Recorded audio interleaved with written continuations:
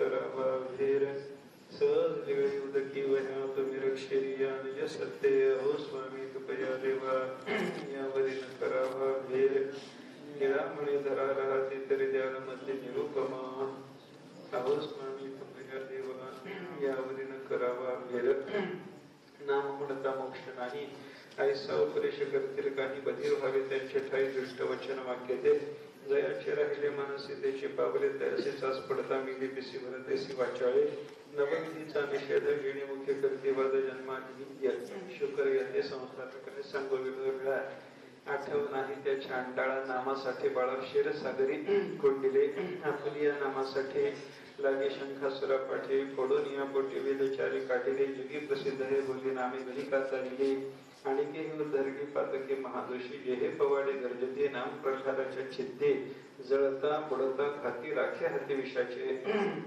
काय सांगू अशी कीर्ती तुका म्हणे नामख्याते नरकापती जाती निषेधेची ती एक जयाचे राहिले मानसी त्याची पावले तयासे चाच पडता मिले पिसी भरतैसे वाचाळे गतीच्या क्रमाने आलेला 943 क्रमांकाचा अभंग आहे विचार चालू आहे महाराजांनी अभंगातून आपल्याला व्यतिरेक मुखाने भगवंताच्या नामाचा महिमा सांगितला असा आपण विचार करतो परमात्म्याच्या नामाचा व्यतिरेक मुखाने महिमा सांगत असताना काही लोकांचं मत पूर्व पक्षाच्या दृष्टीने सुरुवातीला अनुवादित करत त्या लोकांच्या पूर्व पक्षाच्या लोकांचं मत आपण विचारात घेऊ नये असा विचार तुकाराम महाराजांनी या ठिकाणी आपल्याला सांगून व्यतिरेक मुखाने नाम महात्म्य सांगितलेलं आहे काही लोक असं म्हणतात काय म्हणतात नाम म्हणता मोक्ष नाही परमात्म्याचं नाम घेऊन आपल्याला मोक्ष प्राप्त होण्याची शक्यता नाही असं काही लोकांचा विचार आपल्याला ऐकायला मिळतो ते लोक तसं का बोलतात नामाच्या योगाने मोक्ष नाही असं त्या लोकांना कशाच्या आधारावर बोलता येतं याचा थोडासा विचार आपण केला शास्त्र संस्कार असलेला मनुष्य ऐका ज्ञानानेच मोक्ष कर्माने मोक्ष नाही हा सिद्धांत थोडासा अवलोकन करतो आणि या सिद्धांताच्या बळावर असं म्हणतो की बाबा नामस्मरण ही सुद्धा एक प्रकारची वाचिक क्रिया आहे मग क्रियेनं जर मोक्ष प्राप्त होत नसेल तर नामस्मरण नावाच्या वाचिक क्रियेनं मोक्ष प्राप्त होण्याची शक्यता नाही असा त्याचा विचार आपल्याला ऐकायला मिळतो आणि म्हणून त्याला म्हणता येतं नाम म्हणता मोक्ष नाही आता त्या लोकांच्या मताचा अनुवाद जो महाराजांनी या ठिकाणी केला त्याचा विचार करत असताना आपल्याला असं पाहावं लागलं की कर्माने मोक्ष आहे किंवा नाही कर्माने मोक्ष नाही म्हणणार शास्त्र आहे आणि कर्माने मोक्ष आहे असं म्हणणारे सुद्धा काही वचन आपल्याला पाहायला सापडतात तेव्हा कर्माने मोक्ष सांगणाऱ्या वचनाचा ऐका कर्माने मोक्ष प्राप्त होत नाही ज्ञानानेच मोक्ष प्राप्त होतो या मोक्ष सिद्धांताशी समन्वय लावला पाहिजे जर परस्पर विरुद्ध वचन जर आली तर त्याच्यामध्ये बलाबलाचा विचार शास्त्राने आपल्याला करायला सांगितलेला आहे कोणतं वचन बलवान आहे कोणतं वचन दुर्बल आहे ज्या वचनाच्या अनुषंगाने बाकीच्या वचनाची संगती लावून घ्यावी लागते त्या मुख्य वचनाला म्हणायचं बलवान वचन आणि मुख्य वचनाला धरून ज्याची संगती लावावी लागते त्या वचनाला म्हणायचं दुर्बल वचन असं वचनाच्या बलाबलाचा विचार आपल्याला केला पाहिजे आणि बलाबलाचा विचार केल्याच्या नंतर त्याच्यातून आपल्याला काहीतरी संगतीचा विचार करता येतो असं जर शास्त्र आपण विचारात घेतलं तर वचनाच्या बलाबलाचा विचार करत असताना ज्ञानाने मोक्ष सांगणारी जी वचन आहे ती बलवान वचन आहेत आणि कर्माने मोक्ष सांगणारी जी वचन आहेत ती दुर्बल वचन आहेत असं आपल्याला चिंतन करता येईल मग कर्माने मोक्ष सांगणाऱ्या दुर्बल वचनाची बलवान असलेल्या ज्ञानाने मोक्ष सांगणाऱ्या वचनाशी संगती लावायच्या दृष्टीने आपल्याला काय विचार करावा लागतो तर कर्मातून चित्तशुद्धीद्वारा मोक्ष प्राप्तीची व्यवस्था आहे असा विचार आपल्याला करावा लागेल असं आपण चिंतन थोडंसं करून आलो आणि कर्माने मोक्ष सांगणारे एक वेदाचं वचन आपल्या डोळ्यासमोर चिंतना करता आपण धरलं होतं त्याच्या अनुरोधाने आपण विस्तारपूर्वक विचार केला तमेतर वेदान वचनेन ब्राह्मणा विविदिशन्ते यज्ञेन दानेन तपसा अनाशकेन त्याच्या पुढे ब्रह्मचर्य आणि श्रद्धा या दोन साधनाचा विचार करून एकंदर 7 साधनं त्याच्यामध्ये काही क्रियात्मक साधनं एक वाच्य क्रियात्मक साधन आणि एक मानसिक क्रियात्मक साधन असं सांगितलेलं आपल्याला पाहायला सापडतात याच्यापैकी कोणत्याही क्रियात्मक साधनाच्या योगाने आपल्याला मोक्ष प्राप्त होतो असं शास्त्र जरी सांगत असलं तरी हे सगळ्याच्या सगळं दुर्बल वचनाचं चिंतन असल्यामुळं बलवान वचनाच्या अनुरोधाने या वचनाची संगती लावण्याच्या दृष्टीने आपल्याला या सगळ्या क्रियात्मक साधनातून चित्तशुद्धी आणि चित्तशुद्धीद्वारा मोक्ष प्राप्तीची व्यवस्था आहे वेदान वचनातून चित्तशुद्धी होईल यज्ञाने चित्तशुद्धी होईल दानाच्या योगाने चित्तशुद्धी आपल्याला प्राप्त होईल तपश्चर्या केली तर त्याच्यातून चित्तशुद्धी सिद्ध होण्याची शक्यता अनाशक म्हणजे आपण उपवास केला तर त्या उपवास नावाच्या साधनातूनही चित्तशुद्धी होईल. ब्रह्मचर्य पाळलं तरी चित्तशुद्धी होईल. श्रद्धा धारण केले तरी चित्तशुद्धी होईल. आणि चित्तशुद्धीद्वारा मोक्ष देण्याच्या कामामध्ये समर्थ असलेली ही साहित्य बाकीची साधन आहेत, क्रियात्मक साधन आहे. साक्षात मोक्ष देणारं ज्ञानच आहे असा विचार आपल्याला करावा लागतो. मग असा एकदा विचार केला की मग क्रियात्मक साधनाने मोक्ष नाही हे पक्क झालं. आणि मग क्रियात्मक साधनाने मोक्ष नसेल तर वाचिक क्रियात्मक असलेलं परमात्म्याचं नामस्मरण त्याच्याने मोक्ष कसा प्राप्त होतो अशी शंका माणसाच्या अंतःकरणात येते. मग त्या पूर्व पक्षाचं म्हणणं खरं वाटायला लागतं. नाम म्हणता मोक्ष नाही, परमात्म्याचं नामस्मरण करून सुद्धा मोक्ष प्राप्त होण्याची शक्यता नाही असे लोक बोलतात. त्याचं काय कारण आहे याचा विचार आतापर्यंत आपल्याला करता आला. पण क्रियात्मक साधन ऐका, आता आपल्याला इथे चिंतन करत असताना उत्तर देताना उत्तर पक्षाच्या दृष्टीने काय बोलावं लागेल याचा थोडासा विचार करा. उत्तर पक्षाचं चिंतन करताना असं आपल्याला म्हणावं लागेल की क्रियात्मक असलेली यज्ञाधिक साधन ऐका, ज्ञानात्मक असलेलं परमात्म्याच्या स्वरूपबोधाचं साधन आणि परमात्म्याचं नामस्मरण या तीन साधनाचा तुलनेत आपल्याला विचार करावा लागणार आहे. नामस्मरणाला कोणीकडे ढकलायचं? एक क्रियात्मक साधनाचा वर्ग आहे, एक ज्ञानरूप साधनाचा वर्ग आहे. नामस्मरणाला कुठे घालता? नामस्मरणाला क्रियात्मक साधनात घातलं, नाम म्हणता मोक्ष नाही, बरोबर आहे. आणि नामस्मरणाला जर ज्ञानरूपी साधनात जर आपण समाविष्ट करण्याचा प्रयत्न केला, ऐका थोडासा वेगळा प्रयत्न आहे, वेगळा विचार या अनुषंगाने आपल्याला करणं शक्य आहे. त्याचं आपल्याला थोडंसं चिंतन करायचं आहे. नामस्मरण क्रियात्मक आहे का नामस्मरण ज्ञानात्मक आहे याचा थोडासा विचार करा. नामस्मरण क्रियात्मक आहे हे तर दिसणारच आहे, वाचिक क्रिया आहे. वाणीच्या योगाने आपल्याला कोणत्या तरी वाणीनं परा पश्यंती मध्यमा वैखरी कुठल्या तरी वाणीच्या योगाने नामस्मरण करायला लागलो, पण त्या नामाचा उच्चार व्हायला लागला. माझ्या विठोबाचे नाम अट्टहासे उच्चार म्हणलं, हरिमुखे म्हणा, हरिमुखे म्हणा, पुण्याची गणना कोणती तर म्हणा म्हणा म्हणतो म्हणजे काय झालं? नामस्मरणाची क्रिया झाली. नाम उच्चारा, नाम म्हणा, नाम गा, नामस्मरण करा, हे सगळ्याच्या सगळ्या वचनाचं चिंतन जर आपण करायला लागलं तर त्याच्यातून नामस्मरणाच्या संबंधातली क्रिया सांगितली गेली असंच आपल्याला दिसतं. मग आपण काय चिंतन करायचं? उत्तर पक्षाच्या दृष्टीनं विचार करत असताना परमात्म्याच्या नामस्मरणाला आपण क्रियात्मक साधन म्हणायचं की ज्ञानात्मक साधन ठरवायचं हा विचार आता आपल्याला करायचा आहे, बरं का. परमात्मा माझ्या दृष्टीनं थोडासा मी विचार केला, भगवत नाम कौमुदीचा थोडासा अभ्यास केला आणि त्याच्यातून मला असं लक्षात आलं की बाबा नामस्मरणाची साधना क्रियात्मक साधना नसून नामस्मरणाची साधना ज्ञानाची साधना आहे. ऐका, नामस्मरणामध्ये क्रियात्मक साधना घडत नसून नामस्मरणात ज्ञानात्मक साधना कशी घडते याचा थोडासा विचार आपल्याला करावा लागणार आहे. बघा तुम्ही, नामस्मरण ज्ञान आहे, नामस्मरणात ज्ञान आहे हे सिद्ध करत असताना माझ्या समोर काही मुद्दे काही विचार आपल्या समोर ठेवतो, आपल्याला पटतं का बघा. पहिला मुद्दा माझ्या समोरचा असा आहे, परमात्म्याच्या नामाचं ब्रह्म म्हणून वर्णन शास्त्रानं जसं केलेलं आहे तसं क्रियेचं कुठं ब्रह्म म्हणून वर्णन शास्त्राने केलेलं आहे का सांगा. बोलत चला, झोपू नका, मला बोलत चला. परमात्म्याच्या नामाचं ब्रह्म म्हणून वर्णन आपल्याला बाहेर सापडतं की नाही? नाम ब्रह्मेत्युपासित वचन आपल्या समोर ठेवतो मी. परमात्म्याच्या नामाची ब्रह्मभावानं उपासना करा. परमात्म्याचं नाम ब्रह्म आहे म्हणून जाणा. नाम ब्रह्मेति व्यजानात, परमात्म्याच्या नामाचं ब्रह्म म्हणून ज्ञान संपादन करा. आता देवाच्या नामाला ब्रह्म म्हणून जाणायला सांगितलं, परमात्म्याच्या नामाची ब्रह्म म्हणून उपासना करायला सांगितले. असं जसं नामाचं ब्रह्म म्हणून वर्णन आपल्याला पाहायला सापडतं, तुका म्हणे नाम चैतन्य हे निजधार वर्णन आहेत की नाही? देवाच्या नामाचं ज्या पद्धतीनं ब्रह्म म्हणून वर्णन आपल्याला पाहायला सापडतं तसं कर्माचं ब्रह्म म्हणून वर्णन कुठे पाहायला सापडतं का सांगा मला. नाम ब्रह्म आहे, वेद सांगतात, संत सांगतात, तसं कर्म ब्रह्म आहे. वेदानं कुठं सांगितलंय, शास्त्रानं कुठं सांगितलंय, संतांच्या वचनात कुठं पाहायला मिळतं? कुठेही पाहायला सापडत नाही. कर्म ब्रह्मोद्भव विधी आहे, ऐका. पण कर्माच्या बद्दल कर्म ब्रह्मातून उद्भवलं, ते ब्रह्म म्हणजे काय वगैरे वगैरे कसा विचार नंतर, पण कर्म ब्रह्मातून उद्भवणार आहे असं वर्णन असून कर्माला ब्रह्मरूप म्हणून वर्णन कुठे मिळतं का? मिळत नाही. मग कर्म ब्रह्मरूप नाही आणि नाम ब्रह्मरूप आहे, तर मग नामाला कर्मात घालायचं की ज्ञानामध्ये घालायचं सांगा आता. झोपूच नका, मला बोलतच चला थोडस. काय लाईट थोडा कमी जास्त व्हायला लागला, त्याच्यामुळे पंखाही कमी जास्त होतो, आपला स्पीकरही कमी जास्त होतो. सगळंच कमी जास्त जरी झालं तरी आपली झोप कमी जास्त होऊ देऊ नका, जागृती कमी जास्त होऊ देऊ नका. उलट बोललो मी. झोप होऊच देऊ नका, जागृती कमी जास्त होऊ देऊ नका. मला सांगत चला, कारण काय, वेगळ्या पद्धतीचा विचार जर आपल्याला करायचा आहे तर त्याच्यामध्ये तुमची संमती मला जास्त गरजेची आहे. नामाचं कर्म हे ब्रह्म म्हणून ज्या पद्धतीनं वर्णन आहे, कर्माचं ब्रह्म म्हणून तशा पद्धतीचं वर्णन कुठेही आपल्याला पाहायला सापडत नसेल तर सांगा, नामाला ब्रह्म म्हणलंय, कर्माला ब्रह्म म्हणलं नाही. मग नामस्मरण ही क्रियात्मक साधना झाली की ब्रह्म म्हणल्यामुळे नामस्मरणाला ज्ञानाच्या दृष्टीने चिंतनात घ्यायचं, ज्ञानाच्या दृष्टीने चिंतनात घ्यावं लागेल. एक विचार.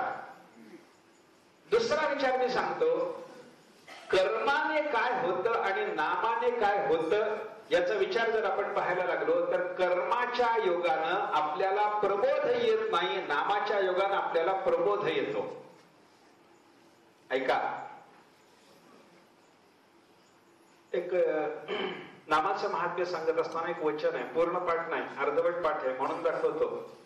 शयाना प्रायशो लोके प्रबुध्यन्ते स्वनामभिः.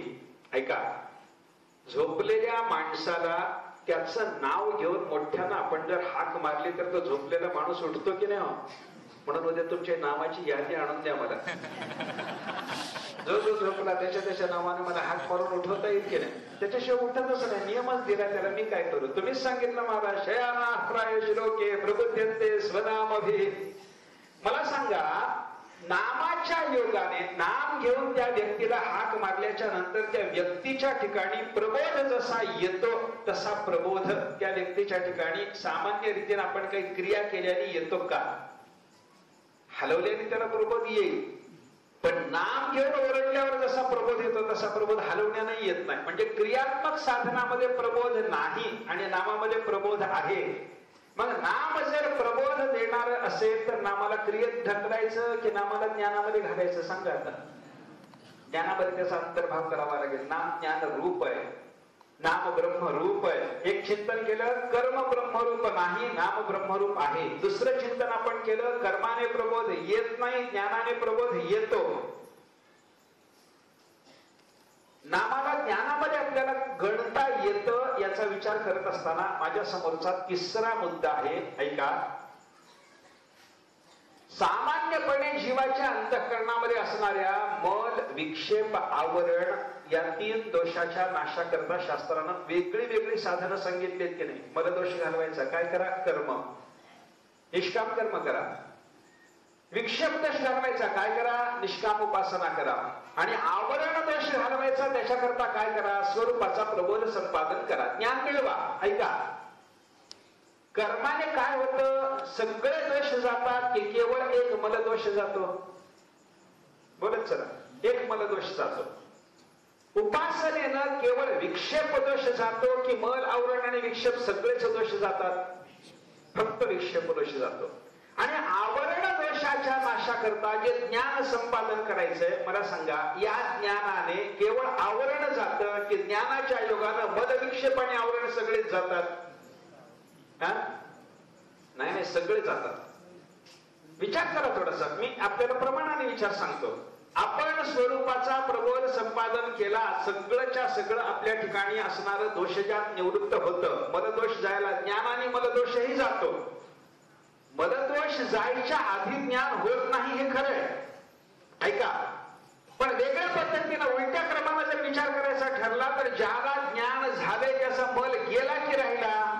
अविद्या नावाचा मल ज्याचा गेलेला आहे त्याच्या ठिकाणी असणारा बाकीचा पापरूप मल त्याच्या ठिकाणी राहिला असं आपल्याला म्हणता येईल का? ज्ञानाग्नी सर्व कर्माणी भस्मसात करूते तथा. ऐक नाही, ज्ञानाग्नी सगळी कर्म जाळून टाकतो. म्हणजे काय झालं? ज्ञानाग्नीच्या योगाने मला दोष गेला हे चिंतन तिथं आपल्याला पाहायला मिळालं.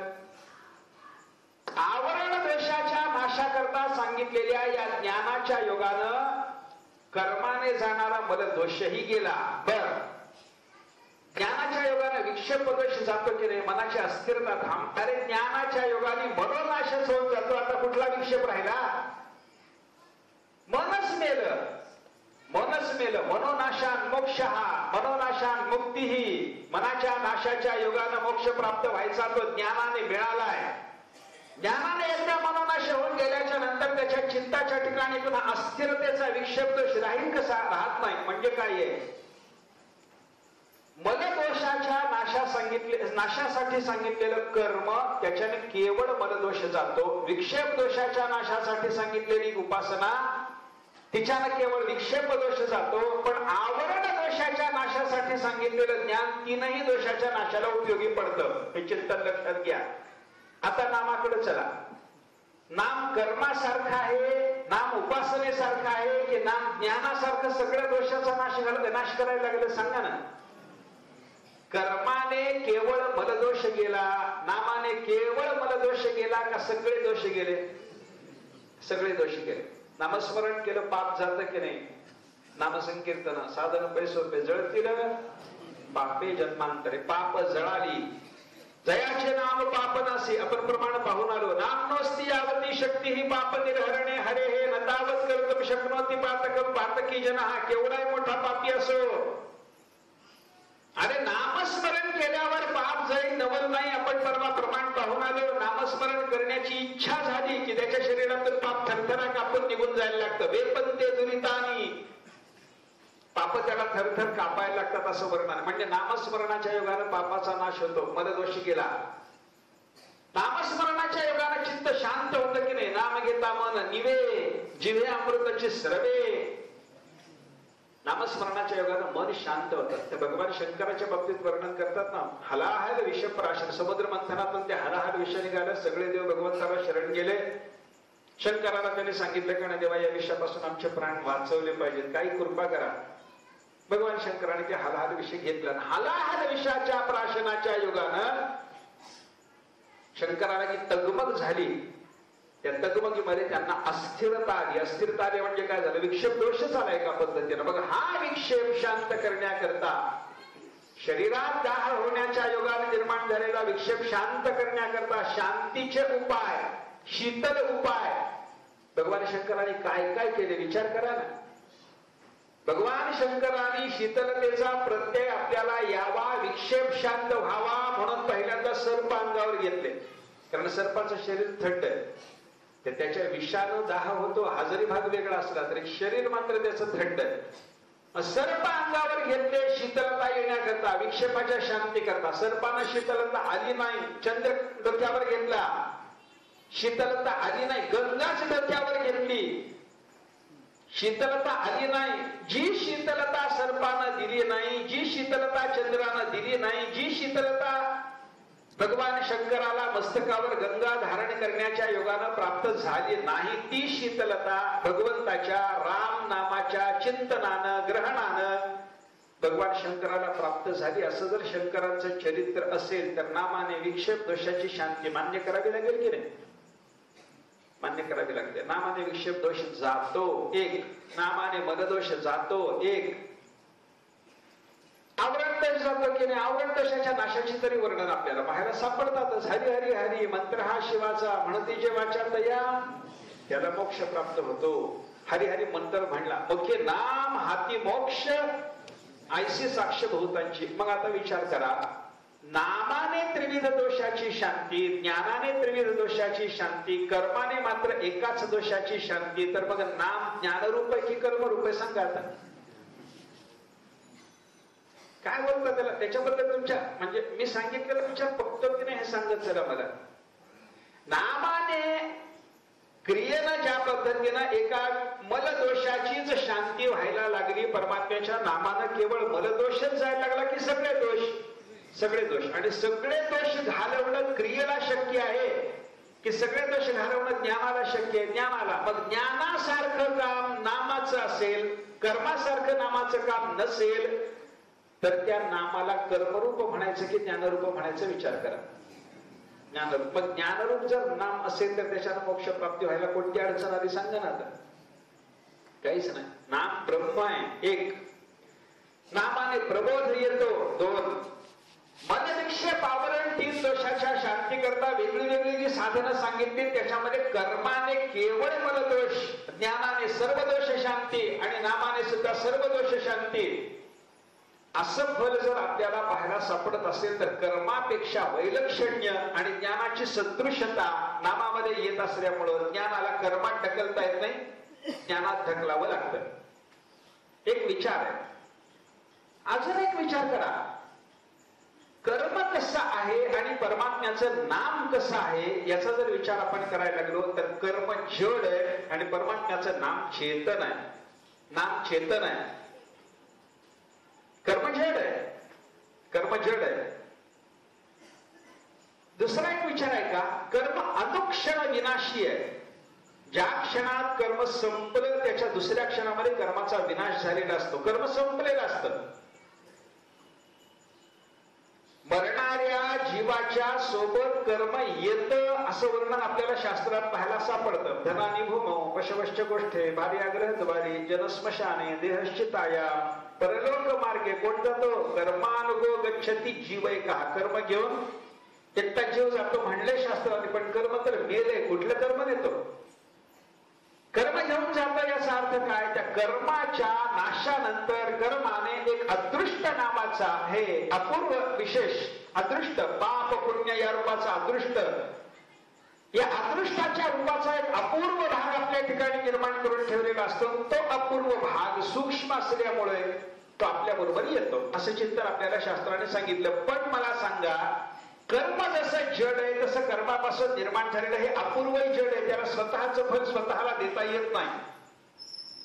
कर्माचं फल कर्म देत नाही कारण ते जड. कर्माचं फल अपूर्व देत नाही कारण ते जड. कर्माचं फल कर्माने का दिलं नाही? ते अनुक्षण विनाशी आणि फल मात्र कालांतर संयोगी. आत्ता कर्म केलं, कालांतरानं फळ मिळालं, हो की नाही? मागच्या जन्मात कर्म केलं होतं, या जन्मामध्ये फळ मिळायला लागलं, तर कर्म तर तिथं मरून गेलं. त्या कर्माने फळ दिलं का? दिलं नाही. मग कोणी फल दिलं? अपूर्वाने फळ दिलं. अपूर्व सोबत आहे, गोष्ट बरोबर आहे, पण अपूर्व जड आहे, त्याला फल देता येत नाही. मग कोणी फल दिलं? व्यास महर्षींना विचारा. फलम अतः उपपत्ते हे, या परमात्म्यापासून तुम्हाला फल प्राप्त होतं, कारण तशीच उपपत्ती जुळते. पुष्पदत्ताने त्या महिम्न स्तोत्रामध्ये वर्णन केलं या प्रसंगाचं. क्रतम सुप्ते जाग्रत्वमसि फलयोगे क्रतुमतां को कर्म प्रध्वस्तम भरति पुरुषाराधन मृते. जेव्हा क्रतम सुप्ते, क्रतु म्हणजे यज्ञ, तो यज्ञ गेला, झोपी गेला, म्हणजे सगळे यज्ञ रूप झोपणारे. यज्ञ झोपला, यज्ञ संपला. मग यज्ञ संपल्याच्या नंतर त्या यज्ञाचं फळ जे आपल्याला पुढे कालांतरानं प्राप्त व्हायला लागलं, ते कोण प्राप्त करून द्यायला लागला? क्रतम सुप्ते जाग्रत्वम असी. पुष्पदंत भगवान शंकराला म्हणतात, तेव्हा यज्ञ झोपल्याच्या नंतर सुद्धा त्या यज्ञाचं फळ देण्याकरता देवा तुम्ही जागे आहात. जाग्रत्वमसी फलयोग्य कर्तुमता. ज्यांनी यज्ञ केला त्यांना त्या यज्ञरूप कर्माच्या फलाचा संयोग घडवण्याकरता यज्ञ झोपला जरी असला तरी देवा तुम्ही जागे आहात. म्हणजे फल देणारा कोण आहे? देव. कर्म फल देत नाही, कर्म आपल्या बरोबर राहत नाही, कर्म अनुक्षण विनाशी. नामाचं तसं नाही. नाम विनाशी आहे का? नाही. आपण नामस्मरण केलं, त्या नामस्मरणाने काही अपूर्व आपल्या ठिकाणी निर्माण करून ठेवलं, नामस्मरण बाजूला झालं, असं कधी होत नाही. एक फल दिलं की दुसरं फल देण्याकरता नाम आपल्या बरोबर आहेच असं वर्णन शास्त्राने केलंय. मागे आपण त्याच्याकरता एक वचन बघून आलो पहा. एक कर्म केलं, दुसऱ्या कर्माच्या करता, दुसऱ्या फलाच्या करता म्हणून नाम आपल्या बरोबर आहेच आहे. परमात्म्याचं नामस्मरण केलं त्याच्यानं काय झालं? विष्णोर नामैव पुंसाम शमलमपनुदत् पुण्यमुत्पादयेच्च ब्रह्मादिस्थान भोगात् विरतिमथ गुरो श्रीपदद्वत्व भक्तिं तत्त्वज्ञानञ्च विष्णोः इह वृत्ति जनन भ्रान्ति बीजञ्च दग्ध्वा संपूर्णानंद बोधे महतीच्या पुरुषम स्थापयित्वा निवृत्तम. परमात्म्याच्या नामाचा विचार असा सांगितला. देवाचं नाम आज आपल्या मुखात सोबत केली, त्या नामानं आपण नामाची सोबत केली. नाम पहिल्यांदा पापाचा नाश करतं. पापाचा नाश झाल्याबरोबर नाम बाजूला झाले का? नाही. पुण्याची प्राप्ती करून देतं. बरं, पुण्याची प्राप्ती करून द्या, नाम बाजूला झाले का? नाही. ब्रह्मादी स्थान भोगात विरतिम, ब्रह्मादी स्थान भोगाचे वैराग्य आपल्याला निर्माण करतं. इहलोकापासून ब्रह्मलोकापर्यंतच्या अनुकूल मानलेल्या भोगाच्या विषयी त्याग भावना, हे वैराग्य कोणी निर्माण केलं? नाम निर्माण करतं. वैराग्य निर्माण केल्याच्या नंतर तरी नाम गप्प बसलं का? नाम संपलं का? कर्माचं काम काय? झालं की संपलं, झालं की संपलं, झालं की संपलं. नामाचं तसं नाही. एक फल दिलंय, याच्या पुढचं फल याला गाठून द्यायचंय. नाम बरोबर आहे, पाप घालवलं नाम बरोबर आहे, पुण्य मिळवलं मिळवून दिलं नाम बरोबर आहे, वैराग्य निर्माण करून दिलं तरी नाम बरोबर आहे, श्री गुरुचरणाची सेवा घडवली तरी नाम बरोबर आहे, त्याच्या पुढे जाऊन तत्वज्ञानंच विष्णू आपल्याला भगवंताच्या स्वरूपाचा बोध नामाने घडवला तरी नाम बरोबर आहे, भ्रांती बीजंच दग्धवा जन्म मरणाला कारणीभूत होणारं जे भ्रांती बीज आपल्या ठिकाणी आहे त्याचा नाश करून टाकला नामाने तरी नाम बरोबर आहे, संपूर्ण आनंद बोधे महतीचे पुरुषम स्थापयित्वा संपूर्ण आनंद स्वरूप असलेल्या परमात्मा स्वरूपामध्ये नामानं आपल्याला स्थापित केलं तरी नाम सुटलं की बरोबर आहे सांगा मला. परमात्मा स्वरूपाचा साक्षात्कार होऊन ब्रह्मरूपाला प्राप्त झालेल्या महात्म्यापासून तरी नाम बाजूला झाले की त्याच्या बरोबरच आहे. हो, झोपत नाही नाम कधीच, परमात्म्याचं नाम बरोबरच आहे, नाम बरोबरच आहे. तुम्ही बघा तुकाराम महाराजांसारख्या ज्ञानेश्वर महाराजांसारख्या साधू पुरुषाचं चरित्र जर आपण पाहिलं तर संपूर्ण आनंद बोधे महतीचे पुरुषम स्थापयित्वा नामानं त्यांना आनंद सागरात स्थापन केलंय की नाही केलंय, आनंदाच्या डोही आनंद तरंगई त्यांची अवस्था झाली की नाही झाली, पण एवढी अवस्था होऊन ब्रह्मरूपता मिळून त्यांचं नाम थांबले का? एक क्षेपकाभंग आहे बघा,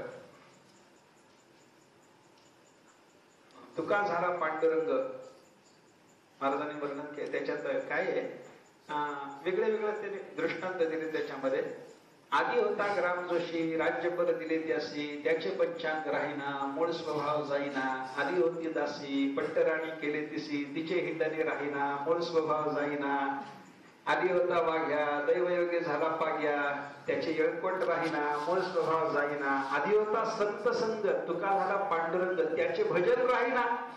माझा मुद्दा इथे जाऊ दे, ते क्षेपक असं की काही असं, त्याचे भजन राहिना मूळ स्वभाव जाईना. आधी होता संत संग इथपर्यंत बरं होतं, नाम होतं सोबत हो, पण तुका झाला पांडुरंग, आता पांडुरंग झाला, संपूर्ण आनंद बोधे महतीचे पुरुषाम स्थापयित्वा झालं, पण नाम थांबले का? नाही, त्याचे भजन राहिना. का राहिना? मूळ स्वभाव जाईना, त्याचं कारण आहे भजन राहिना. आपला मुद्दा इथं आहे, नामाने शेवटी ब्रह्म रूपता प्राप्त करून दिल्याच्या नंतर सुद्धा महात्म्याच्या मुखातून नाम थांबलं नाही, कर्म थांबले की महात्म्याच्या बरोबर आहे सांगा. ज्या कर्माने पापनाश व्हायचा होता त्या कर्माने पापनाश करून दिला, कर्म थांबलं. ज्या पुण्याला पुण्य मिळवून द्यायचं होतं त्या कर्माने पुण्य मिळवून दिलं, कर्म थांबलं. ज्या कर्माला निष्काम कर्माला तुमच्या अंतःकरणाला वैराग्य प्राप्त करून द्यायचं होतं त्या कर्माला निष्काम कर्माला तुम्हाला वैराग्य प्राप्त करून दिलं, कर्म थांबलं. पाप घालवणारं कर्म तुम्हाला पुण्य निर्माण करून द्यायला सोबत येत नाही, पुण्य निर्माण करून द्यायला असलेलं पुण्य तुम्हाला वैराग्य निर्माण करून द्यायला सोबत करत नाही. वैराग्य निर्माण करून देणारं कर्म तुम्हाला श्री गुरुचरणाच्या सेवेमध्ये प्रवृत्त करायला तुमच्या बरोबर राहत नाही. श्री गुरुची सेवा करायला लावणारं कर्म तुम्हाला ज्ञान होताना तुमच्या सोबत राहत नाही. म्हणजे कर्म एक एक फल देणं झाल्याच्या नंतर थांबत चाललं आणि नाम मात्र एक फल देणं झाल्याच्या नंतर त्याच्या पुढच्या फलाची प्राप्ती करून देण्याकरता आपल्या सोबत राहिलं. हे एक. आणि ब्रह्मज्ञान झाल्याच्या नंतर त्या महात्म्याचं कर्म संपतं, कर्म गळतं. पण परमात्म्याचं नाम मात्र ब्रह्मज्ञान झाल्याच्या नंतर सुद्धा महात्म्याच्या मुखातून खंडित होत नाही. नामातला कर्मातला भेद लक्षात घ्या. मग मला सांगा, कर्माला नामाला कर्मरूप म्हणायचं की नामाला ब्रह्मरूप म्हणायचं सांगा. ज्ञानरूप आहे की कर्मरूप आहे?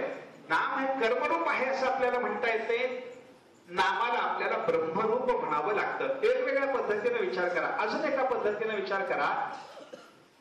कर्माचं चिंतन करत असताना ऐका, श्रद्धाधिक बाकीच्या साधनाच्या सापेक्षतेनं कर्म घडलं तर जास्त सगुण होतं. बरोबर? कारण नुसतं कर्म केलं श्रद्धा नसली असं दित्युच्यते पार्थ. काल आपण पाहणार अश्रद्धया होतम दत्तम तपस्तप्तम कृतच्चयत असं दित्युच्यते पार्थ न च तत्प्रेत्य नो इह. श्रद्धाधिक विधुरतेनं म्हणजे श्रद्धाधिक नसताना आपण कर्म करण्याचा प्रयत्न केला तर त्या कर्माचं फल आपल्याला प्राप्त होत नाही. आणि श्रद्धा रहिततेनं नामस्मरण केलं फळ मिळतं की मिळत नाही सांगा बरं? श्रद्धेनच नामस्मरण करा तर नामाचं फल मिळणार आहे. श्रद्धा नसताना नामस्मरण केलं, नामाचं फल मिळालं नाही असं झालंय का? असं होत नाही. एक गोष्ट सांगतो, झोप जाईल थोडी. काय झालं, एका गावामध्ये श्रीमान माणूस होता, म्हणजे श्रद्धा रहित नाही. मुद्दा लक्षात ठेवा कशा करता गोष्ट चालू आहे, कारण मी ऐन वेळी सांगायला लागलो तर मला थोडं एखाद्या वेळेला मागचं विसरतो, म्हणून आठवण द्यायला लक्षात ठेवा, म्हणजे याच्याकरता जागा राहा. श्रद्धा रहित त्यानं केलेल्या नामाचं सुद्धा आपल्याला फल कसं मिळतं याच्याकरता उदाहरण सांगतो. एक गावामध्ये एक श्रीमान मनुष्य होता, त्याचा एक धाकटा भाऊ होता. श्रीमंताला भगवंताचं प्रेम होतं, नामस्मरण परमार्थाची साधना करणं, संतसंग करणं त्याला आवडत होतं. धाकटा भाऊ मात्र नास्तिक होता, त्याला संतसंगाचं प्रेम नाही, भगवंताचं प्रेम नाही, दान धर्माचं प्रेम नाही, परमार्थाचं कोणतं साधन आवडत नाही, अशी धाकट्या भावाची अवस्था. मोठ्या भावाला नेहमी विचार मनामध्ये यायचा की काय करू, मी काहीतरी करतो, माझं काहीतरी कल्याण होईल. धाकटा भाऊ काहीच करत नाही, त्याचं कल्याण झालं पाहिजे ना. कळत नव्हते त्याच्या अंतःकरणावर, भावाचं कल्याण व्हावं, कल्याण व्हावं, पण कसं होणार? नाम घेत नाही, काही परमार्थाची कोणती साधना करत नाही, धर्मकर्म करत नाही, कसं कल्याण व्हायचं? मोठा भाऊ काय करायचं, मग गावामध्ये कोणी सत्पुरुष आला, महात्मा आला की त्याला जो भेटायचं, महाराज म्हणे असं असं आहे, सेवा वगैरे त्या महात्म्याची करणं झाल्याच्या नंतर निमंत त्या महात्म्याला सांगायचं त्याला, माझं असं चाललंय, माझ्या धाकट्या भावाचं असं चाललंय, त्याला कोणते परमार्थाची साधना होत नाही, त्याच्या कल्याणाकरता काहीतरी साधना करायची आहे, काहीतरी करावं लागणार आहे, कृपा करून काहीतरी त्याचं कल्याण करून द्या. महात्म्याने सांगायचं, प्रत्येक महात्मा म्हणायचं म्हणे काहीतरी करावं लागेल, काय करायचं? महात्म्याने काही करून बघायचं, पण तो काही भाऊ ऐकायला असणार नाही, माझ्याकडे पाठवा, मी त्याला काही उपदेश करतो असं महात्मा बोलायचा. महात्म्याच्याकडे त्या भावाला पाठवलं, काहीतरी उपदेश केला, ऐकत तर खरं ना. बरेच दिवस गेले, एका दिवशी त्यांच्या गावामध्ये एक महात्मा आले, चांगले अनुभवी महात्मा आले. वडील भाऊ जाऊन भेटला, नमस्कार केला, सेवा वगैरे केली महात्म्याची 4-2 दिवस. अनेक अंतामध्ये निवांत त्यांना सांगितलं, महाराज असं असं आहे, काय करायचं सांगा, माझ्या धाकट्या भावाचं कल्याण झालं पाहिजे, काय करायचं? तरी सांगितलं, एक काम कर म्हणे, तुझ्या भावाचं कल्याण करून देतो. अहो म्हणे, तो काही ऐकत नाही तरी कल्याण करून देतो, तुमचा उपदेश मानणार नाही तरी कल्याण करून देतो. कसं करणार? त्याने सांगितलं, एक काम करायचं म्हणजे उद्या आमच्या सगळ्या परिवारासहित, माझ्या सगळ्या शिष्यमंडळी सहित मला तुझ्या घरी जेवायला बोलव, एवढ्या कल्याण करून देतो म्हणे, व्यवस्था करतो ना, तुझ्या भावाच्या कल्याणाची व्यवस्था करणे, एवढंच करायचं ना, 50-60 माणसाच्या जेवणाचा खर्च तुला काही जास्त नाही ना? काय नाही म्हणे महाराज, या. आनंदाने त्यांना निमंत्रण. महात्म्याने त्याला घरी जाताना सांगितलं म्हणे, एक काम करायचं म्हणे, काय, उद्या आम्हाला बोलवायला येताना नुसतं यायचं नाही, वाजत गाजत यायचं म्हणे. आम्ही महात्म्य आहोत, आम्हाला साधन येऊन चालत नाही, बँड पाहिजे, दिंडी पाहिजे. बरं, बँडने दिंडीने तुम्हाला मिरवत न्यायचं, मिरवत न्यायचं. आणि दुसरी गोष्ट, आमचं जेवण वगैरे झाल्याच्या नंतर आम्ही परत निघालो की आम्हाला दिंडीने मिरवणुकीने आणून सोडायचं, घरी मुक्कामाच्या ठिकाणी आणून सोडायचं. महाराजाला घेऊन जाताना फार सन्मान असतो, घेऊन सोडताना तेवढा सन्मान नसतो. कार्यक्रमाला, कीर्तनाला महाराज येईपर्यंत फार प्रतीक्षा असते. एकदा कीर्तन झालं पुढं काय नाही, मेला की जगला हे सुद्धा कोणी बघत नाही. प्रेमाची माणसं असतील तर तो भाग वेगळा, पण नुसतं कीर्तनकार म्हणून जिथं बोलावलं तिथं काही नसतं. पुन्हा महात्म्याने सांगितलं म्हणे, आम्हाला न्यायचं, सन्मानाने जेव घालायचं, सन्मान करायचा, आणि सन्मानाने वाजत गाजत दिंडी समारंभाने आम्हाला मुक्कामाच्या ठिकाणी परत आणून सोडायचं, एवढं करतो. महाराज, एवढं सगळं होताना आमचा भाऊ तुमच्या दर्शनाला सुद्धा येणार नाही असं वाटतं. न येऊ दे, घरी राहील की नाही? घरी राहील, पण तो समोर येणार नाही. ठीक आहे, पण तरी मी कल्याण करून देतो, काळजी करू नको. याने सांगितलं, तो घरी गेला, तयारी केली. महात्मा उद्या आपल्या घरी येणार, जेवायला येणार. भावाला सांगितलं, घरची सगळी तयारी चालू झाली. पाहिल्याबरोबर धाकट्या भावांनी विचारलं, जरा काय चाललंय? काय नाही रे म्हणे, आपल्या गावात एक मोठा महात्मा आलेला आहे, उद्या त्यांना जेवायला बोलावले, आज ते जेवायला येणार आहे. आपल्या घरी जेवण त्यांचं 50-60 माणसं, त्यांच्या बरोबर शिष्यमंडळी त्यांची आहे, परिवार मोठा आहे, सगळे आपल्या घरी येणार, तूही घरी राहा सेवेला. तो म्हणला, असं दादा आपल्याला काही आवडत नाही म्हणे, महाराज वगैरे काही भानगड आपल्याला आवडत नाही,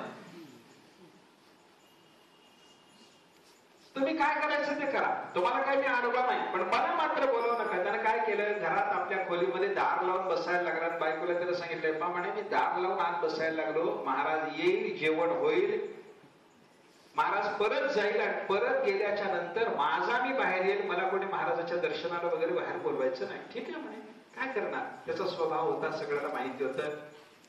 खोलीत बसला,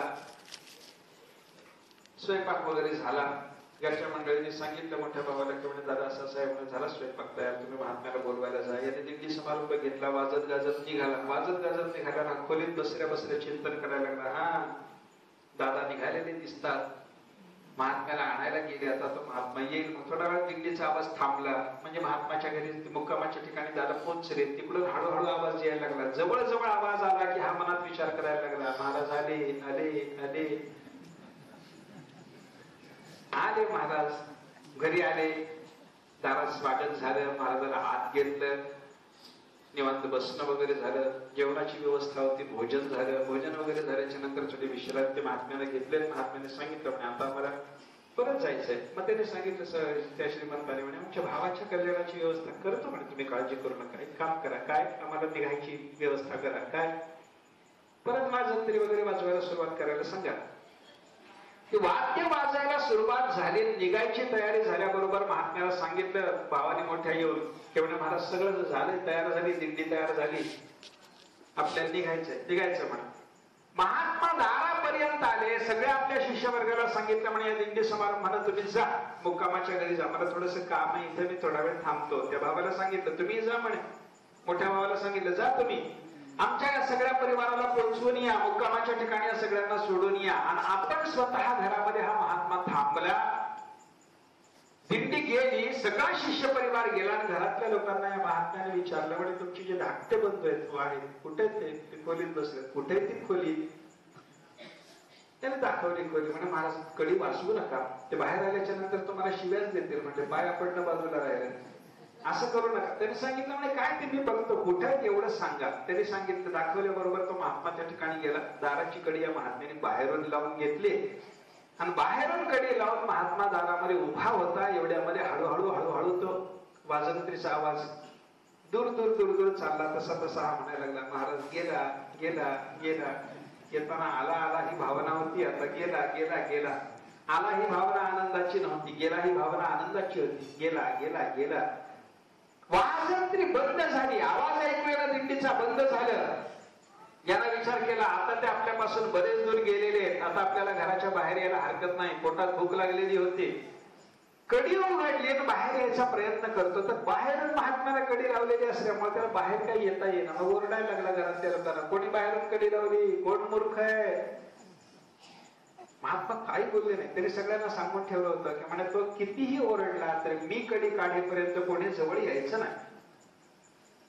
बराच वेळ ओरडला, बराच वेळ त्यानं त्रागा केला आणि शेवटी महात्म्याने विचार केला आता याला बाहेर घेतला पाहिजे. दरवाजा काढल्याबरोबर जो बाहेर आला, बाहेर आल्याबरोबर महात्म्याने त्याचं मनगट गच्च धरलं आणि त्याला सांगितलं एकदा राममण म्हण, एकदा राममण. तो म्हणायला लागला कशाचं काय, तुम्हीच आहेत का म्हणे महाराज ते जे आमच्या घरी जेवायला येणार होतं, आमच्या दादाने ज्यांना जेवायला बोलावलं होतं ते तुम्हीच आहेत का? त्यात गेली वाटलं होतं, इथंच आहे का म्हणले संकट? तुम्ही गेला त्या भावनेनं मी बाहेर आलो, तुम्ही इथंच दिसता, असं कसं झालं? त्यांनी सांगितलं म्हणे काही असतो म्हणे मी इथं आहे का गेलो याच्याशी भाग घेणं देणं नाही, फक्त एक काम कर, एकदा राम म्हण. म्हणायला लागला आपण म्हणणार नाही म्हणलं तसलं काही नाही, एकदम म्हण. त्याने जे घट्ट मनगट पकडलं होतं त्याला काही सोडच ना, गच्च धरल्यामुळे त्याला काही सुटका होईना, त्याची सुटका होईना. तेव्हा बराच वेळपर्यंत त्यानं सुटका करून घेण्याचा प्रयत्न करून, नाम न घेता सुटका करून घेण्याचा प्रयत्न करून जेव्हा सुटका होत नाही असं लक्षात आलं, शेवटी विचार केला काय एकदा राम म्हणायला सांगतात ना, म्हणावं यांच्या करता व्हावं बाजूला. सोडणार ना तुम्ही म्हणे एकदा नाम घेतल्याच्या नंतर? सोडणार आहे म्हणे, पण एकदा राम म्हण. त्याने एकदा राम सोडा आता असं म्हणल्याबरोबर महात्म्याने त्याचा हात सोडला आणि सांगितलं म्हणे म्हणले ना राम तर आता नामस्मरण केले ना, एक काम कर म्हणे, एक वचन मला दे. अजून काय वचन? आता मी काय म्हणणार नाही म्हणे पुढे तुम्ही नाम वगैरे घ्यायला सांगितलं तर. नाम म्हणता मोक्ष नाही, मला ठाऊक आहे म्हणला. तुम्ही आता काही जरी सांगितलं तरी मी आता बोलणार नाही देवाचं नाम. काय दुसरं वचन काय? त्याने सांगितलं म्हणे एक दुसरं वचन दे मला, ते असं आहे काय, आता तुझ्या रामाचं नाम घेतलं, उच्चार केला नामाचा, याच्या योगानं तुझ्या ठिकाणी निर्माण झालेलं जे पुण्य आहे ते कोणत्याही कारणानं विकायचं नाही. कसाही प्रसंग आला तरी नामाची किंमत करायची नाही. तर म्हटलं काय एकदा नाम घेतल्याने निर्माण झालेलं पुण्य, त्याचे काय मोजदाद करायची, काय गणना करायची? महात्म्याने सांगितलं एवढं वचन दे. दिलं म्हणला वचन, तुम्ही आता निघा माझ्या घरात, व्हा बाजूला. महात्म्याला हाकाललं. महात्मा बाहेर आले, मुक्कामाच्या ठिकाणी आपले चालत गेले. तो भाऊ जो जाऊन बसला होता त्या भावाने घरी, तिथं मुक्कामाच्या ठिकाणी महात्मा आले विचारलं, म्हणजे महाराज घरी थांबला होता, तुमच्या भावाने तुमचा अपमान तर नाही केला? ते राहू दे म्हणे, मग कल्याणाची व्यवस्था माझ्या भावाची कधी करणार? झाली म्हणे. काय झाली? एकदा त्याला रामनामाचा उच्चार करून घेतलाय, आता त्याचं कल्याण नक्की होणार, नक्की होणार, नक्की होणार. माझ्यावर विश्वास ठेव. महात्म्यावर, त्या साधू पुरुषावर त्या भावाचा विश्वास होता. त्याने सांगितलं, मान्य केलं म्हणे, महाराज चांगली गोष्ट आहे, माझ्या भावाच्या कल्याणाची आपण व्यवस्था केली, बरं झालं, चांगलं झालं म्हणे. आनंदात राहिला. योगायोगाला पुढे काल आला. कालांतराने याचं मरण झालं. धाकट्या भावाचं या मेला. यमदूताने त्याला उचलला, यमधर्माच्या समोर त्याला उभं केलं. यमधर्माच्या समोर उभं केल्यानंतर यमधर्माने त्याला चित्रगुप्ताला बोलावून सांगितलं, म्हणे याचा हिशेब सांगा म्हणे, पाप पुण्याचा काय आहे, याला पाप पुण्य कसं आहे याचं सांगा. पापाचं खातं भरपूर भरलेलं, पुण्याच्या खात्यात काही आहे की नाही? चित्रगुप्तानं सांगितलं, एक पुण्य आहे. कोणतं? याने एकदा राम नामाचा उच्चार साधूच्या आग्रहाकरता त्याने बळजोरी केल्याच्या योगानं एकदा नाम घेतलं होतं, हे पुण्य त्याच्या ठिकाणी आहे. मग काय करायचं सांगा. यमधर्माने सांगितलं, बाबा तुझ्या ठिकाणी असं एक नामस्मरण केल्याचं पुण्य आणि अगणित पाप तुझ्या ठिकाणी जमा आहे. काय भोगणार अगोदर सांग. नामाचं पुण्य अगोदर भोगायचं की पाप भोगायचं सांग. मग याच्या लक्षात आलं, साधू बोलले होते. दुसरं वचन साधूने काय घेतलं होतं? झोपू नका ना, सांगा ना. साधूनं दुसरं वचन काय? साधूनं दुसरं वचन असं घेतलं होतं की बाबा हे नाम कसल्याही परिस्थितीत कोणत्याही कारणाने विकायचं नाही, मूल्य करायचं नाही. आणि त्याला यमधर्माने विचारलं, नामाचं फल भोगायचंय ना? भोगायचंय. काय देव तुला सांग, काय देव सांग म्हणल्याबरोबर तो म्हणायला लागला, मी किंमत करणार नाही, तुम्ही काय द्यायचं असेल ते द्या. साधूचं वचन फक्त लक्षात ठेवलं. तो म्हणला, आता इथं खरं नामाचं महत्व आपल्याला कळणार आहे. यमधर्माने सांगितलं, मी काही मूल्य करू शकत नाही, तू सांग, तुला जे पाहिजे असेल ते तू सांगितलेलं मी तुला दिलं, माझं काम झालं, मी काही नामाचं मूल्य करू शकत नाही. तो म्हणला, मी करणार नाही. मग काय करायचं? निर्णयाकरता कुठेतरी पुढे गेलं पाहिजे. कुठं चालायचं? ब्रह्मदेवाकडे. यानं सांगितलं ब्रह्मदेवाकडे चालायचं. ब्रह्मदेव चला म्हणे, मला काय यायला म्हणजे ना नाही. ब्रह्मदेव यमधर्माने सांगितलं, चल ना. मग तो म्हणला, असं येत नाही, माझं काम नाही. म्हणलं, माझं काय अडलं नाही, मला नामाचं फल काय मिळवून द्यायचं याचा निर्णय तुम्हाला करायचा आहे, तुमचं अडलंय. मग मला तुम्ही सोबत जर नेणार असाल तर सन्मानानं न्या, पालखीत बसवून न्या. पालखी यमधर्माला व्हायला लावली पठ्ठ्याला. गेले ब्रह्मदेवाच्याकडे. ब्रह्मदेवाच्याकडे गेल्यानंतर ब्रह्मदेवाने विचारलं, कसं काय यमधर्म येणं केलं? नाही म्हणे, याने एकदा नामाचा उच्चार केला, याला काय फळ द्यायचं हा सांगायला तयार नाही, नामाचं मूल्य करत नाही म्हणतो, मी काही मूल्य करू शकत नाही, आपण काही करू शकता का सांगा. ब्रह्मदेव म्हणले, वेडा का काय, मी नामाचं मूल्य करू शकेन? अरे नामाचं पुण्य फार मोठं, आपल्याला काही त्याची गणना करता येत नाही. मग काय करा, शंकराकडे चला. ब्रह्मदेवाला सांगितलं, हा चला म्हणे, दुसरी दांडी तुमच्या खांद्यावर आता पालखीची. एक दांडा यमधर्म, एक दांडा ब्रह्मदेव यांच्या खांद्यावर देऊन पालखी घेऊन कैलासात जाणं झालं. शंकराने विचारलं, काय कारण? असं आहे म्हणे, यानं नामोच्चार केला, राम नाम उच्चारलं, तेच तारक ब्रह्म म्हणून तुम्ही काशीमध्ये उपदेशिता. काय महिमा या नामाचा, याला काय फलभोग घडवायचा आम्हाला कळत नाही, म्हणून आम्ही याला तुमच्याकडे घेऊन आलो. भगवान शंकराने सांगितलं, नामाचा प्रताप मोठा एवढंच ठाऊक, नेमकं काय द्यायचं मी किंमत करू शकत नाही. मग काय करा, भगवान महाविष्णूकडे चला. शंकराला सांगितलं, चला महाराज तुम्ही आमच्या बरोबर. भगवान शंकर, भगवान ब्रह्मदेव, यमधर्म हे सगळे जण याला घेऊन यमा वैकुंठ धामात भगवान महाविष्णूकडे गेले. महाविष्णूने विचारलं, काय रे म्हणे बाबा, कशा करता आला? त्यांनी नामाचा उच्चार केला, याला काय द्यायचं? भगवंताने सांगितलं, सत्कृतोच्चार्य मन्नाम मे तुल्यो जायते नरहा. एकदा नामाचा ज्यानं उच्चार केला त्याला माझी स्वरूपता प्राप्त होते. मग काय करा, माझ्या स्वरूपात त्याला लीन करून घेण्याच्याशिवाय दुसरं काही मी करू शकत नाही म्हणे. भगवंताने त्याला आपल्या स्वरूपात लीन करून घेतला. उदाहरण माझं संपलं. आता मला उत्तर द्या, या श्रीमंताच्या धाकट्या भावाला परमात्म्याचं एकदा राम नाम उच्चारून जी परमात्म्याची स्वरूपता सिद्ध झाली होती, स्वरूपता सिद्ध होण्याकरता त्यानं केलेलं नाम श्रद्धा भक्ती सहित होतं की श्रद्धा भक्ती रहित होतं? श्रद्धा भक्ती रहित होतं. श्रद्धा भक्ती रहिततेने नामस्मरण केलं तरी त्याचं फल आहे. कर्माकडे चला. श्रद्धा भक्ती रहिततेने कर्म केलं तर असं नित्युच्चते पार्थ. नचतत्प्रेत्य नोईह इहलोकात किंवा परलोकात कुठलंही फल न देणारं असं ते कर्म ठरतं. श्रद्धा रहिततेनं केलेल्या कर्माला फल नाही आणि श्रद्धा रहिततेनं केलेल्या नामस्मरणाला जर फल असेल तर नाम आणि कर्म एक आहेत म्हणायचे की वेगळे म्हणायचे?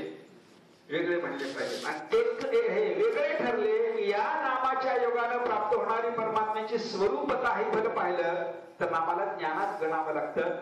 नामाची गणना कर्मामध्ये होत नाही असा विचार आपल्याला करावा लागतो. वेगवेगळ्या पद्धतीने याचा विचार आपल्याला करता येतो. श्रद्धा भक्ती रहिततेनं केलेलं नामस्मरणही फल देणारं ठरतं. कर्माच्या बद्दल विचार करताना नामस्मरणाच्या बद्दल विचार करत असताना अजून एक वेगळा विचार एक करता येतो. भगवंत नाम कौमुदीत हा सगळा विचार आलाय, वेगवेगळ्या पद्धतीने आलाय, त्याला वेगळ्या पद्धतीने आपल्यासमोर उपस्थित करण्याचा मी प्रयत्न केला. एवढंच आहे. मी जशा पद्धतीने मांडायला लागलो अशाच पद्धतीने तिथं मांडलेलं नाही, पण हा विचार सगळा तिथं प्रामुख्याने आपल्याला पाहायला सापडेल. एक अजून एक कर्म आणि नामस्मरणाच्या बाबतीमधला भेद आपल्याला दाखवता येणं शक्य आहे. काय? कर्म केलं तर त्या कर्मामध्ये सकामतेनं आणि निष्कामतेनं केलेल्या कर्माच्या योगानं वेगळी वेगळी फलश्रुती आहे. सकामतेनं कर्म केलं ते कर्म ज्या फलाला अनुलक्षण आपल्याला करायला सांगितलं होतं ते फल प्राप्त होतं आणि निष्कामतेनं कर्म केलं चित्तशुद्धी मिळते. पण नामस्मरणाचं असेल तुम्ही सकामतेनं करा निष्कामतेनं करा मोक्षच देत. मग सकाम निष्कामतेनं केलेल्या कोणत्याही पद्धतीनं केलेल्या नामाला एकच फल आणि सकाम निष्कामतेनं केलेल्या कर्माचं वेगळं वेगळं फल असेल तर नाम आणि कर्म वेगळे की नाही? बोला. नाम आणि कर्म वेगळे. अनेक पद्धतीनं नामाच्या आणि कर्माच्या भेदाचा विचार असं आपल्याला करणं शक्य आहे. आणि नामाचा कर्माचा भेद पाहणं झाल्याच्या नंतर अजून एक गोष्ट आपल्याला लक्षात घेता येते, म्हणजे नामाला आपण कर्मात जाऊ न देता ज्ञानामध्ये आणलंय. मग ज्ञानामध्ये आणलेल्या या नामाच्या योगानं ऐका, आपण नामस्मरण केलं तर ज्ञानात जशी साधना आहे तशा पद्धतीची साधना नामामध्ये होते का याचा विचार करण्याकरता एक श्रुतिवाक्य आपल्या समोर ठेवतो. नेहमी ज्ञानाचं चिंतन करताना ते श्रुतिवाक्य आपल्या डोळ्यासमोर असतं. आत्मावारे द्रष्टव्यः श्रोतव्यः मंतव्यः निदिध्यासितव्यः. आत्मदर्शन घ्या, त्याच्याकरता श्रवण करा, त्याच्याकरता मनन करा, त्याच्याकरता निदिध्यासन करा. ज्ञानाची साधना अशी चालते ना. नामस्मरणामध्ये याच्यातलं काय नाही सांगा बरं. नामस्मरणाच्या योगानं आत्मावारे द्रष्टव्य हा होतं की नाही? होतं. निजल्या निघाता उभा ना राजन. आपण आडवं पडून जरी नाम घेतलं तरी आपल्या समोर परमात्मा उभा राहत असेल तर आत्मावारे द्रष्टव्य हा होतं नामानं. बरं श्रोतव्य हा नामाचं श्रवण आहे. मंतव्य हा नामाचं मनन आहे. निदिध्यासितव्य हा नामाचा निदिध्यास आहे. मग श्रवण मनन निदिध्यासनाची साधना जी ज्ञानात्मक आहे ती साधना नामाच्या बाबतीमध्ये आपल्याला सहज घडून येत असेल तर नामस्मरणाला आपल्याला ज्ञानरूप म्हणता येतं. हा एक विचार आहे. हा एक विचार. अजून एका वेगळ्या पद्धतीने विचार करा. परमात्म्याचं नाम ऐका. एका महात्म्याने चिंतन फार चांगलं केलं. राम नामाबद्दल वेगळ्या वेगळ्या पद्धतीचा विचार करताना त्या महात्म्याने सांगितलं की परमात्म्याचं राम नाम असं आहे काय की त्याच्यातलं रा हे पद उच्चारत असताना मुख उघडलं जातं आणि म हे अक्षर उच्चारत असताना मुख बंद होत. रा म ऐक एकदा तोंड उघडणे एकदा बंद होणे याच्यात काय होतं? वेगळे वेगळे अर्थ त्याचे लावले.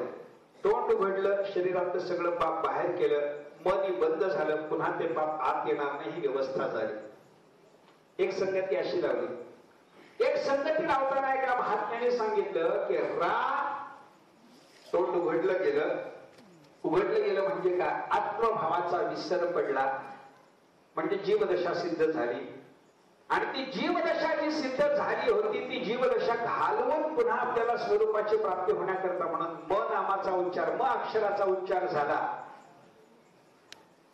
पुन्हा जीवदशेकडे प्रवृत्ती होणार नाही अशी अवस्था आपली करून देणार हे परमात्म्याचं नाम आहे. मग परमात्म्याच्या नामाच्या योगानं आलेली जीवदशा निवृत्त होऊन आपल्याला स्वरूपात स्थिती मिळत असेल तर परमात्म्याच्या नामाला कर्मात गणायचं की ज्ञानात गणायचं याचा विचार आपल्याला करावा लागेल. नामाला ज्ञानात गणलं पाहिजे असंच वेगळ्या वेगळ्या पद्धतीने आपल्याला सांगितलेलं पाहायला मिळतं बरं का.